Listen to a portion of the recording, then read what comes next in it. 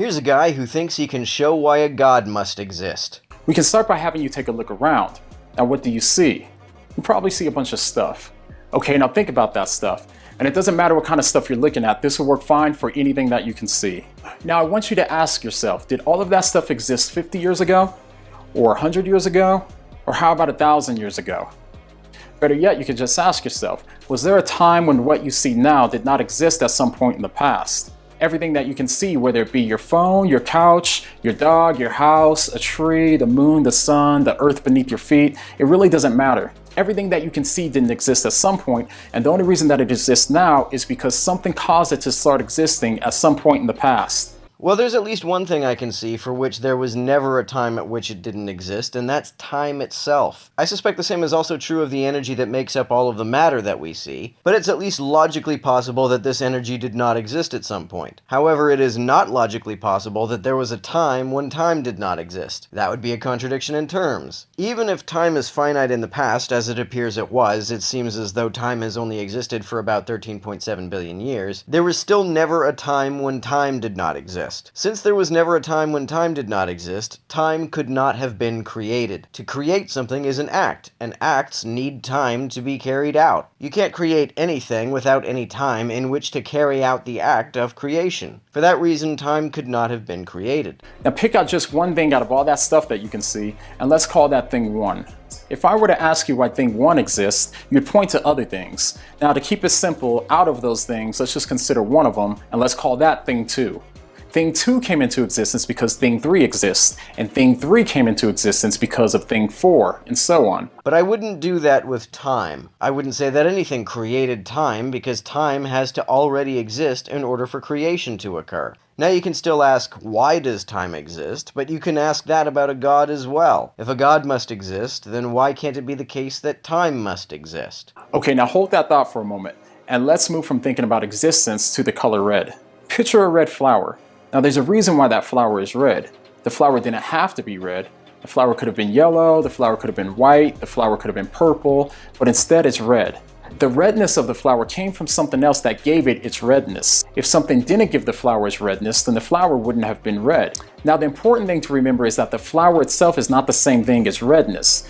Now, it has redness, but it's not redness itself. Back to existence. Existence is kind of like the color red. Existence is something that the flower has, but the flower itself is not the same thing as existence. It only has existence because something else gave it existence.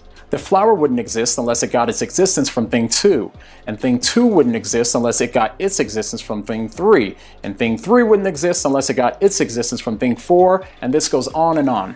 This is not only true for the flower, but this is true for every single thing that you can see right now. It's not true of time. Time couldn't have been given its existence from something else because the act of giving cannot be carried out without time already existing. This is not an event which could have occurred without time in which to occur.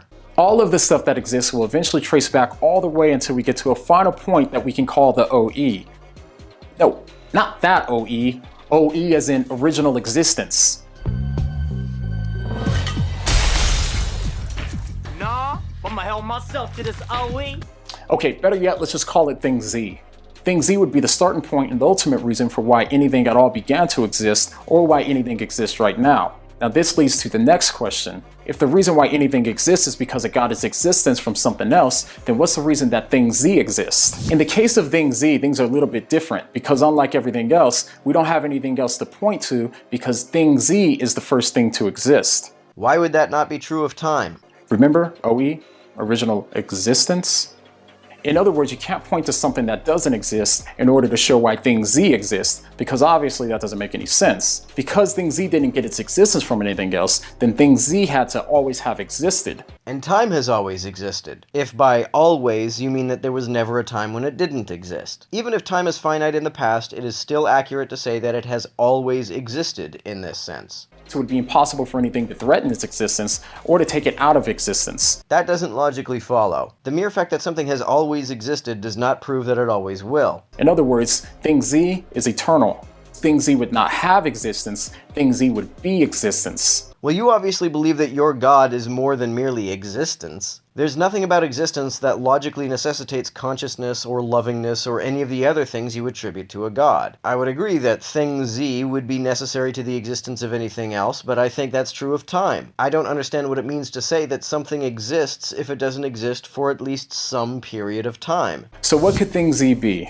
Well, it can't be anything physical, because anything physical would have either began to exist or it's possible for it to stop existing at some point. It's possible for thing Z to begin to exist in the sense of being finite in the past, as long as it is not contingent upon any prior existing event or entity. Since there isn't anything which can exist prior to time itself, time is not contingent upon any prior event or entity. So time is at least one physical thing that can be thing Z. And because it isn't physical, it also would have to be beyond physical space. What does that mean? Beyond is a spatial orientation, so it is a contradiction in terms to speak of something existing beyond space itself. It's like saying it occupies a non-spatial space. That doesn't make any sense. Similarly, it would never have begun to exist, and therefore it would have to be beyond time as well. So in other words, thing Z would have to be an eternal, non-physical, uncaused creator that's responsible for the beginning of all time and all space, and also responsible for everything that did exist, everything that exists now, and everything that will exist in the future.